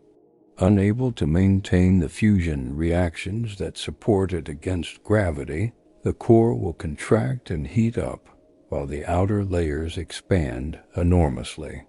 The sun will become a red giant, growing so large that it will likely swallow Mercury and Venus, and possibly even Earth. During this red giant phase, the sun will fuse helium into carbon and oxygen in its core, but it's not massive enough to fuse these heavier elements further. Eventually, the sun will shed its outer layers in a series of gentle puffs, creating a beautiful planetary nebula, while the core contracts into a white dwarf, a dense object about the size of Earth, but containing about half the sun's current mass. This white dwarf will slowly cool over trillions of years, eventually becoming a cold, dark black dwarf, though the universe is not yet old enough for any black dwarfs to exist. But this fate lies far in the future. For now, the sun shines steadily, providing the energy that makes life possible on Earth and shapes the environments of all the solar system's worlds. Mercury, too, has marvels we haven't fully explored. Despite being small and apparently simple, Mercury's interior structure is unusual and not completely understood. The planet's large iron core, making up about 85% of the planet's radius, is partially molten, which is surprising for such a small world, that should have cooled completely long ago. The presence of a molten core implies that Mercury has an internal heat source, perhaps radioactive decay of elements in the core, or perhaps tidal heating from the sun's gravitational pull, though calculations suggest this shouldn't be enough to keep the core liquid. This remains a puzzle for planetary scientists to solve. Mercury's surface shows evidence of past volcanic activity, with smooth plains likely formed by ancient lava flows, though no active volcanism occurs today. The planet also shows strange features called hollows, irregular depressions with bright interiors that may be created by the loss of volatile materials from the surface, possibly driven by the intense solar radiation Mercury receives. The planet's orbit is also unusual. Mercury orbits the Sun in 88 Earth days, but it rotates very slowly, completing one rotation every 59 days. This creates a strange resonance where Mercury rotates exactly 3 times for every 2 orbits around the Sun, a configuration probably created by tidal interactions with the Sun over billions of years. This resonance creates an interesting effect. If you were standing on Mercury's surface at certain locations, you would see the Sun rise, then stop, reverse direction and set briefly where it rose, then rise again and continue across the sky in the normal direction. A double sunrise created by the interaction between Mercury's orbital and rotational motion. Venus presents many wonders despite being similar in size to Earth. The planet's atmosphere is so dense and its greenhouse effect so extreme that conditions on the surface resemble descriptions of hell, with temperatures hot enough to melt lead and pressures that would crush most spacecraft that attempt to land. The Soviet Union's Venera program managed to land several probes on Venus's surface in the 1970s and 1980s, and these spacecraft survived for only about an hour before being destroyed by the heat and pressure. But in that brief time, they sent back the only images we have of Venus's surface. These images show flat plains of volcanic rock stretching to the horizon under a dim orange-tinted sky. Venus's slow backward rotation is still not fully explained. One theory suggests that Venus originally rotated in the normal direction but was flipped upside down by a massive impact or series of impacts early in its history, which would make its current rotation technically retrograde. Another theory involves atmospheric tides raised by the Sun on Venus's thick atmosphere, which might have gradually slowed and then reversed the planet's rotation over billions of years. The planet's surface is geologically young compared to its age, probably only about 500 million years old, suggesting that Venus underwent a global resurfacing event in the relatively recent past. This could have been caused by a massive volcanic episode that buried the old surface under lava, possibly triggered by a catastrophic overturn of Venus's mantle. Studying Venus helps us understand Earth better, particularly regarding climate change and the runaway greenhouse effect. Venus probably started with conditions similar to Earth, but being slightly closer to the Sun, it received more solar radiation. This caused more water to evaporate into the atmosphere, and since water vapor is a greenhouse gas, this trapped more heat, causing more evaporation in a runaway feedback loop that eventually boiled the oceans and created the hellish conditions we see today. Earth's moon continues to reveal marvels as we study it more carefully. Recent observations have detected water in sunlit areas of the lunar surface, trapped in minerals or as thin frost in tiny shadows, in addition to the water ice in permanently shadowed polar craters. This water could be a valuable resource for future lunar exploration and settlement. The Moon's formation from a giant impact has been confirmed by isotope analysis, showing that the Moon's composition closely matches Earth's mantle, as would be expected if the Moon formed from material ejected from Earth during a collision. Computer simulations show that after the impact, Earth would have been surrounded by a ring of debris that quickly coalesced into the Moon over perhaps just a century. Early in its history, the Moon was geologically active, with volcanism creating the dark Maria we see today. The last of these volcanic eruptions probably occurred around 1 billion years ago, and since then the Moon has been geologically dead, its small size allowing it to cool quickly and lose its internal heat. The Moon's synchronous rotation, showing the same face to Earth, is a result of tidal locking created by Earth's gravity over millions of years. Early in the Moon's history, it rotated faster, but tidal friction gradually slowed its rotation until it matched its orbital period, and now it keeps the same face toward Earth constantly. Mars beckons as perhaps the most accessible destination for future human exploration. The planet has resources that could support a human presence, including water ice that could be melted for drinking water and split into hydrogen for fuel and oxygen for breathing. The thin atmosphere could provide carbon dioxide for growing plants and creating fuel. Evidence for ancient water on Mars is overwhelming, including minerals that only form in water, ancient riverbeds and lake beds, and possible ancient shorelines suggesting Mars once had an ocean covering much of the northern hemisphere. This water disappeared because Mars lost most of its atmosphere billions of years ago. The loss of the atmosphere occurred because Mars is small and has a weak magnetic field that couldn't protect the atmosphere from being stripped away by the solar wind. Over hundreds of millions of years, the solar wind gradually eroded the Martian atmosphere into space, lowering the pressure and allowing liquid water to evaporate or freeze. Recent discoveries suggest that liquid water might still exist on Mars today in the form of very salty brines that can remain liquid at Martian temperatures. Some features called recurring slope linea appear to be seasonal flows of water or wet sand on steep slopes, though the evidence remains controversial.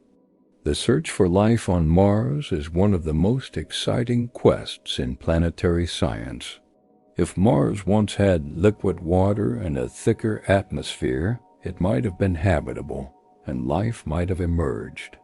That life could still exist today in subsurface environments where liquid water might persist, protected from the harsh surface conditions. Jupiter's influence on the solar system extends far beyond its own space. The planet's immense gravity has shaped the architecture of the solar system, preventing the asteroid belt from forming a planet, capturing or deflecting comets that might otherwise hit Earth more frequently, and influencing the orbits of many smaller bodies. The Galilean moons form a miniature system that resembles the solar system itself, with a hot, volcanically active inner moon, icy outer moons, and complex gravitational interactions. Future missions may explore these moons in detail, particularly Europa and Ganymede D, to search for life in their subsurface oceans. Saturn's rings are not permanent features, but may be relatively young, perhaps only a few 100 million years old. The rings are constantly being lost through various processes, with particles spiraling into Saturn, being ejected into space, or grinding down into dust, suggesting the rings we see today may eventually disappear. The seasonal changes on Saturn create interesting phenomena, including periodic storms that erupt at approximately 30-year intervals when the changing angle of sunlight alters atmospheric dynamics. The most recent Great White Spot Storm in 2010 grew to encircle the entire planet before finally dissipating months later. Uranus and Neptune, the ice giants, remain the least explored planets, visited only once by Voyager 2 and never orbited by any spacecraft. Future missions to these distant worlds could reveal much about their composition, their atmospheres, their magnetic fields, and their mysterious interiors. The atmospheres of both planets show weather patterns driven by internal heat. But Neptune is far more active than Uranus despite being farther from the Sun, suggesting differences in their internal structure or composition that we don't yet understand. The Kuiper Belt and scattered disk objects preserve pristine material from the early solar system, and studying them provides insights into the conditions and processes that occurred during planetary formation. The diversity of these objects, from icy Pluto to rocky Haumea, reflects varying conditions in different parts of the outer solar nebula. The hypothetical Planet 9, if it exists, would be a super-Earth-sized world in the distant outer solar system, possibly scattered outward during the solar system's youth. Its gravity could explain the unusual clustering of orbits among some distant Kuiper Belt objects, though this remains speculative, and the planet, if it exists, has not been detected. Comets, visitors from the Kuiper Belt and Oort Cloud, bring primordial ice and organic compounds to the inner solar system.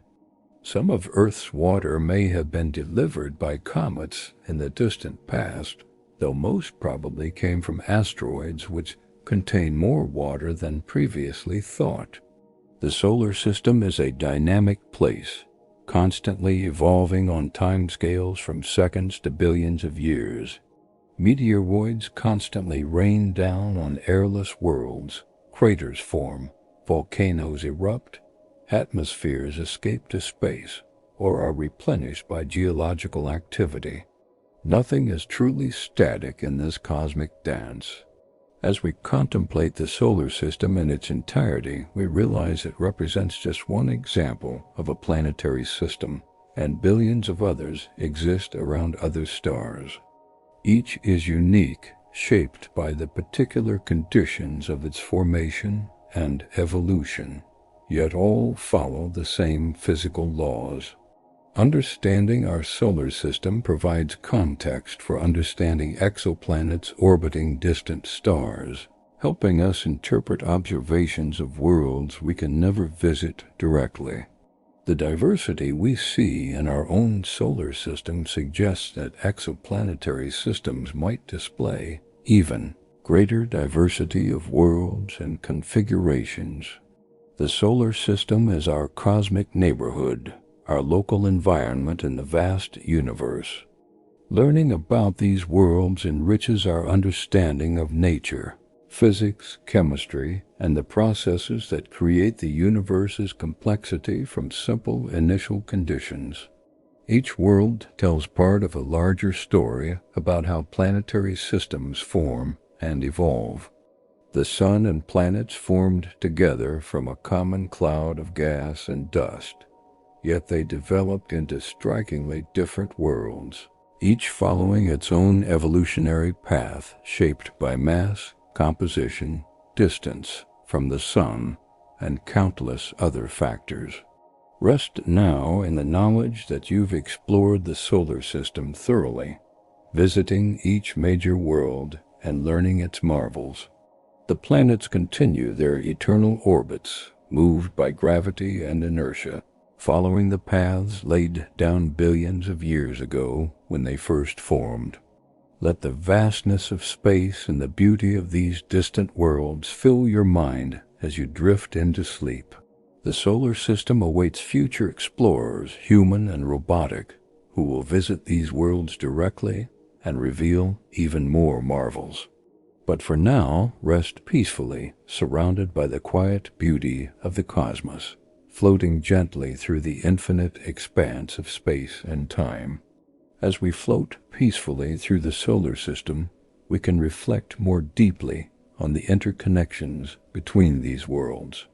The solar system is not a collection of isolated objects, but a complex system where each body influences others through gravity, radiation, and the exchange of material. The sun's gravitational pull extends throughout the system, holding everything in orbit, but the planets also pull on each other, creating subtle perturbations in their orbits.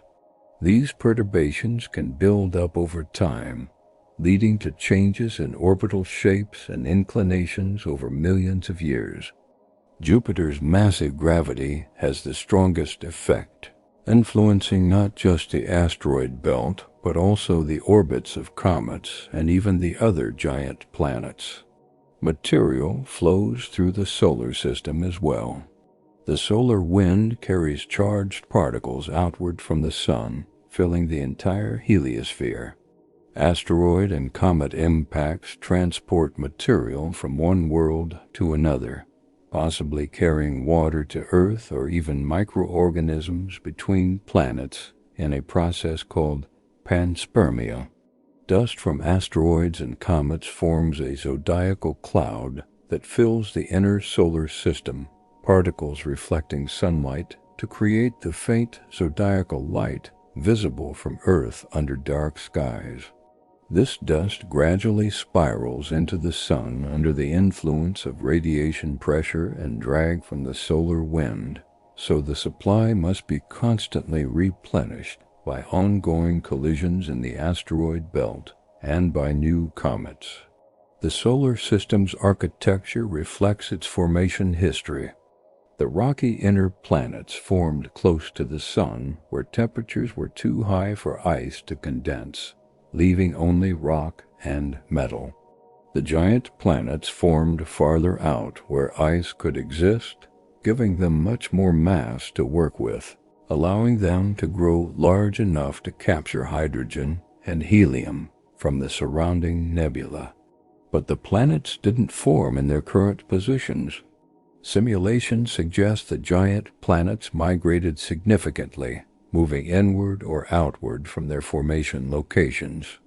Jupiter may have migrated inward before being pulled back outward by Saturn in an event called the Grand Tack, reshaping the inner solar system and preventing a large planet from forming in the asteroid belt region.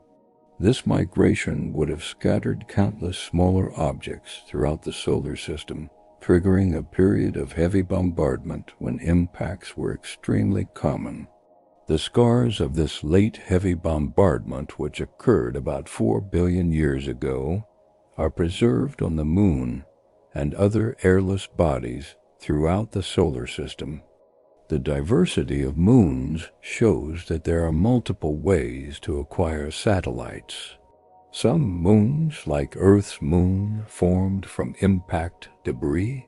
Others, like the regular satellites of the giant planets, formed in the same way the planets themselves formed, from disks of material around the young planet. Still others, like Triton and probably Phobos and Deimos, are captured objects that originally orbited the Sun independently. Each type of moon has characteristic properties that reveal its origin. Regular satellites tend to orbit in the planet's equatorial plane in circular orbits, while captured moons often have tilted, elongated orbits and sometimes orbit backward. Impact-formed moons have compositions similar to their parent planet.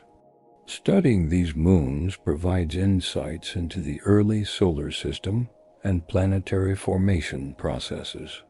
The icy moons, in particular, are fascinating laboratories for understanding how heating from tidal forces can drive geological activity and possibly create habitable environments in unexpected places.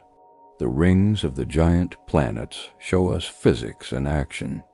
Each particle in the rings is a tiny moon, orbiting according to the same laws that govern planets. The structure we see in the rings, gaps and divisions and resonances comes from the gravitational influence of nearby moons, demonstrating orbital mechanics at work. Ring particles constantly collide with each other, and these collisions tend to flatten the distribution of particles into a thin disk and circularize their orbits. Yet disturbances from moons and asymmetries in the planet's gravity create waves and spirals in the rings, structures that propagate through the system like ripples on a pond. The rings also demonstrate thermodynamics, as the system slowly loses energy through collisions and tidal interactions, gradually evolving toward a final state where the rings may eventually spread out into a more diffuse structure or be lost entirely to the planet or space.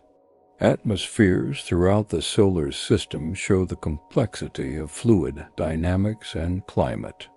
Each atmosphere responds differently to solar heating depending on its composition, pressure, and the planet's rotation rate. Jupiter and Saturn show banded structures driven by rapid rotation, while Venus shows a different pattern driven by slow rotation and intense greenhouse heating. Titan's atmosphere resembles Earth's in some ways, with a nitrogen-dominated composition and an active meteorological cycle, though with methane playing the role of water. Studying Titan helps us understand atmospheric processes in a different context, broadening our knowledge of how atmospheres work. The thin atmospheres of Mars and the icy moons like Enceladus and Triton demonstrate how atmospheres can be created by geological activity, like volcanism or geysers, and how they can be lost to space through various escape processes. Understanding these processes helps us understand Earth's atmosphere and how it might change in the future. Magnetic fields add another layer of complexity to the solar system. Earth's magnetic field protects our atmosphere from the solar wind and creates the auroras that light up polar skies. Jupiter's enormous magnetic field creates the most intense radiation environment in the solar system, while Uranus and Neptune have tilted, offset magnetic fields that suggest unusual internal structures. Mercury has a weak magnetic field, despite being small, while Venus and Mars have no global magnetic fields today, though Mars shows evidence of an ancient field preserved in crustal magnetism. Understanding why some planets have magnetic fields and others don't helps us understand planetary interiors and evolution. The study of comparative planetology, examining how different planets and moons are similar and different, reveals general principles about how planetary bodies work. By understanding why Venus became a greenhouse while Earth remained habitable, we learn about climate physics. By comparing volcanic activity on Earth, Io, and Enceladus, we learn about how internal heat drives geological activity. Each world is an experiment in planetary science, showing us outcomes from different initial conditions and different evolutionary paths. The solar system provides us with dozens of these experiments to study, each teaching us something about the processes that shape planetary bodies. The search for life beyond Earth focuses particularly on places with liquid water, since all life on Earth requires water. Europa, Enceladus, and potentially Ganymede have subsurface oceans that might harbor life. Mars might have had life in the past when it was warmer and wetter, and might still have life in subsurface environments. Even Titan, with its liquid methane, might support exotic life forms based on different chemistry. Finding life elsewhere in the solar system would be one of the most profound discoveries in human history. answering the ancient question of whether we are alone, even finding evidence of past life on Mars, or determining that life never arose there despite apparently favorable conditions, would tell us important things about how common life is in the universe. The solar system also serves as a laboratory for physics, where we can test theories of gravity, orbital mechanics, thermodynamics, fluid dynamics, and many other areas of science. The precise timing of eclipses, the orbits of planets, the behavior of rings, all provide tests of our physical theories. Einstein's theory of general relativity was confirmed partly through observations of Mercury's orbit, which shows a precession that Newton's gravity alone couldn't explain. Modern tests of relativity use observations of the solar system, including precise timing of radio signals from spacecraft and observations of gravitational lensing by the sun. As we drift peacefully through this cosmic environment, we can appreciate that we're observing a system billions of years old that will continue for billions of years more. The solar system is ancient, but not eternal. Eventually, the sun will exhaust its fuel, the planets will be altered or destroyed, and the system will end. But that end lies in the incomprehensibly distant future, billions of years away. For now, the solar system remains stable and beautiful, a collection of worlds, each with its own character, its own story, its own place in the cosmic order. Human civilization has only recently begun to explore these worlds directly with spacecraft, and much remains unknown.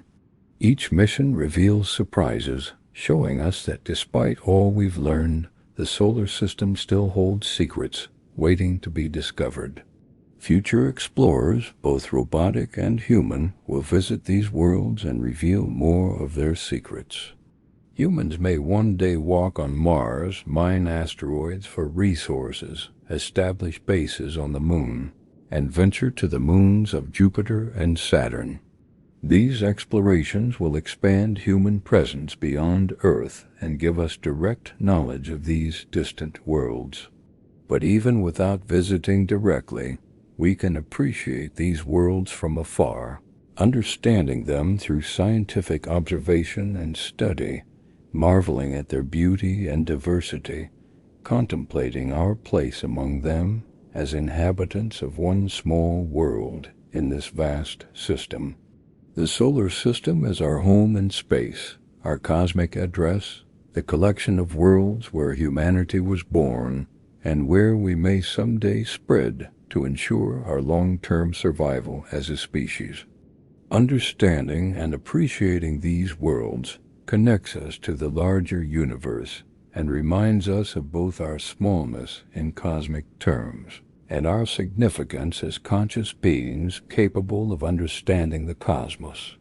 As you rest and drift toward sleep, let your mind wander among these worlds, imagining their alien landscapes, their strange skies, their unique features. Picture yourself floating above Saturn's rings, watching Io's volcanoes erupt, standing on the surface of Europa, looking up at Jupiter hanging huge in the sky, or drifting past Neptune's blue clouds. These worlds are real places, not just abstractions or points of light in the sky. They have surfaces you could walk on, atmospheres you could fly through if you had the technology, features you could explore. They are destinations, places that future generations might visit, and understanding them enriches our appreciation of the universe we inhabit. The night sky, when we look up from Earth, shows us some of these worlds. Venus and Jupiter are often the brightest objects apart from the Moon. Mars appears distinctly reddish. Saturn is visible to the naked eye if you know where to look. Through telescopes, amateur astronomers can see Jupiter's bands and Great Red Spot, Saturn's rings, Mars's polar caps, and countless other features. These observations connect us directly to the worlds we've been exploring in our minds, making them tangible and real rather than just concepts. You can go outside on a clear night and see some of these worlds with your own eyes, knowing now what they're like, what makes each one unique, what secrets they hold. The solar system belongs to all of us, a common heritage of humanity. No nation owns the moon or Mars, and international agreements declare that space shall be explored for the benefit of all humankind. As we venture further into the solar system, we do so as representatives of our entire species, explorers carrying the hopes and curiosity of everyone on Earth. Rest now, having journeyed through all these worlds, from the sun's blazing surface to the frozen edge of the Oort Cloud. Let the peace of these distant places, the eternal silence of space, the slow dance of orbits and rotations, guide you into deep, restful sleep. The solar system will still be there when you wake, continuing its journey through space, waiting for us to learn more of its secrets. As we prepare to end our journey and transition to the peaceful sounds of space, take a final moment to appreciate the incredible journey we've shared. We've traveled from the heart of the sun to the edge of the solar system, visiting every major planet, exploring fascinating moons, drifting through asteroid fields and ring systems, contemplating the icy bodies of the Kuiper Belt, and imagining the distant Oort Cloud. Each world we visited tells part of the story of our solar system's formation and evolution. The rocky planets show us what happens when worlds form close to a star, baked by radiation and limited in their growth. The gas giants demonstrate what's possible when planets form farther out, where ice can exist, allowing them to grow massive enough to capture atmospheres from the surrounding nebula. The moons reveal the diversity of processes that create satellites and the variety of environments that can exist even on small bodies. The asteroids and comets preserve material from the early solar system, giving us insights into conditions billions of years ago. The rings show us orbital dynamics and fluid behavior in microgravity. Together, these worlds form a coherent system, bound by gravity, bathed in sunlight, shaped by the same physical laws. Understanding this system gives us context for understanding planetary systems around other stars and helps us appreciate how special yet how typical our cosmic home might be. The solar system has inspired humanity for thousands of years. Ancient peoples watched the planets move across the sky and wove them into their mythologies. Later astronomers tracked their motions and discovered the laws of physics that govern their orbits. Modern space exploration has revealed these worlds as real places with landscapes and atmospheres, storms and volcanoes, ice and rock. This journey from mythology to science, from distant lights in the sky to well-understood worlds, represents one of humanity's greatest intellectual achievements. We've gone from not knowing what planets were to landing spacecraft on them and rovers on their surfaces, from speculation about their nature to detailed knowledge of their composition and history. Yet much remains unknown. Each mission to these worlds reveals surprises and raises new questions. The more we learn, the more we realize how much we still don't understand. This is the nature of science, an endless journey of discovery where each answer leads to new questions. Each observation reveals new phenomena to explain. The solar system will continue to be a focus of exploration and study for centuries to come. Future missions will answer current questions and undoubtedly discover new mysteries. human explorers will eventually venture beyond Earth, adding direct human experience to our robotic explorations.